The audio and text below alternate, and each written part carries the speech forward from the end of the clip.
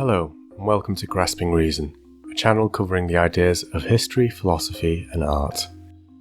This video is an introduction to the upcoming Who Is series, which will be focusing on the main characters in Pre-socratic philosophy. I won't keep you for long today, but I want to go over a few things that I'd like you to bear in mind when you watch the series. The first thing I want to address is, who am I? Well, my name is Grasping Reason, obviously, and I'm essentially just some guy. One thing I must stress, and this really can't be emphasised enough, but I am an expert for nothing. Because of that, you really shouldn't treat me like a credible source.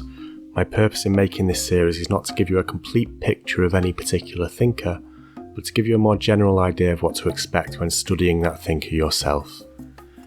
I got my undergraduate degree in philosophy over a decade ago now, and I haven't exactly been flexing that part of my brain ever since. That is the main reason I've chosen this topic to start off this YouTube channel. It was a great excuse to try and reacquaint myself with a topic that I had a decent grasp of many years ago. Throughout the series, I'll be using a limited set of sources, and will give a set of links to those sources in each video description. I'm going to rely heavily on a small handful.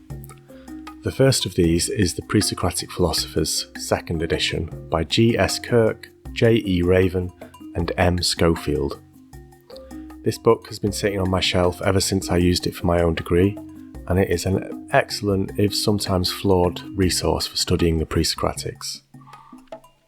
Other than this book, I will mostly try and stick to resources that you can find online and for free. Primary of the online sources is definitely the Stanford Encyclopedia of Philosophy. Don't be fooled, the SEP is not like Wikipedia.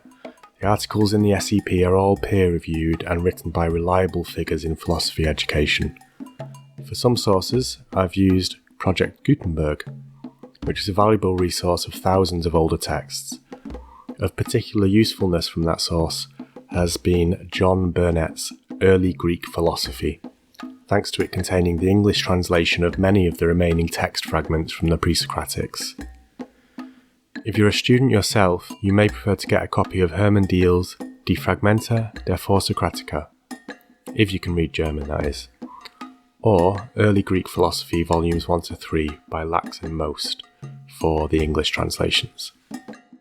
These two titles are considered the primary reliable source of the fragments for modern scholars. Before I leave you for now, I should comment on the topic of the Pre-Socratics. In the Western tradition of philosophy, the philosophy that is taught at most Western universities, including the one I attended, the Pre-Socratic philosophers are often crudely presented as the birth of philosophy in general.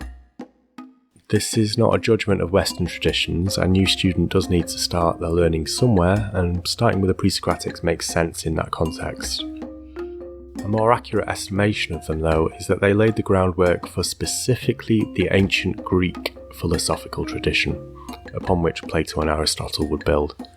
The ancient world was not centred on Greece, however, and there are at least equally ancient philosophical traditions across the world, like in India or China, that are a source of great early ideas.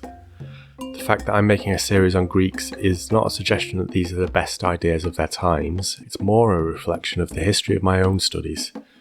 If any of you have a recommendation of a good series on these other ancient philosophies, I'd love it if you could share them in the comments for the benefit of myself and other viewers. With all that said, I hope you enjoy the series. It will begin properly on this day next week if all goes to plan, with our first character, Thales of Miletus. Thanks for watching this video, and see you next time.